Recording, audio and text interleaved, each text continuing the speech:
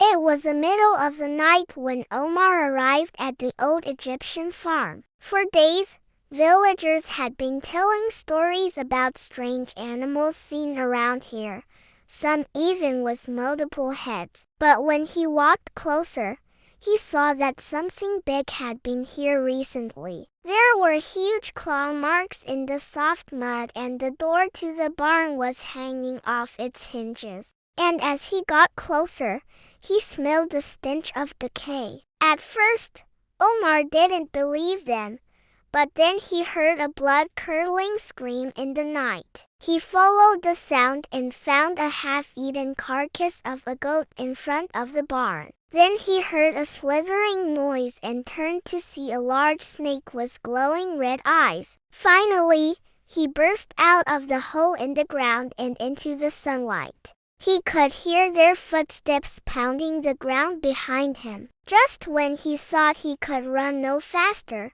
he kicked the gear stick of his car and broke into a sprint. He flung the door open and slid into the driver's seat. With shaking hands, he started the engine and slammed his foot on the accelerator. He was shaking with fear, adrenaline pumping through his veins. Suddenly, it let out a blood-curdling scream, the same one he had heard the night before. And then it started to transform. Its body grew larger, its eyes turned yellow, and its mouth twisted into a terrifying snarl. He looked back at the barn, but it was then he realized something horrifying. The creatures from the cages were outside. The hairless wolf was leading the pack. It snarled at him, baring its teeth. The crow screeched and the snake hissed. They were all staring at him, their eyes filled with hunger. He froze in fear as it slowly slithered towards him. It hissed at him and whispered his name.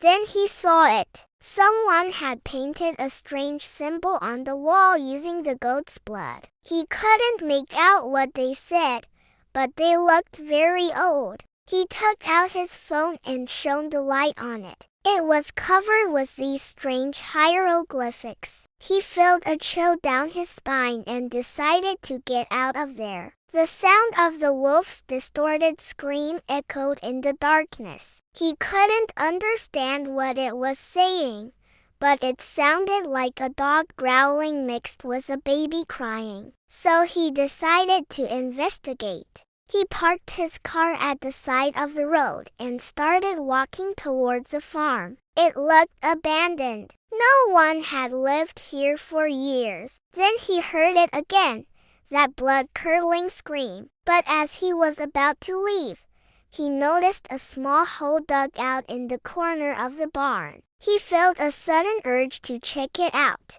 as if something was calling to him.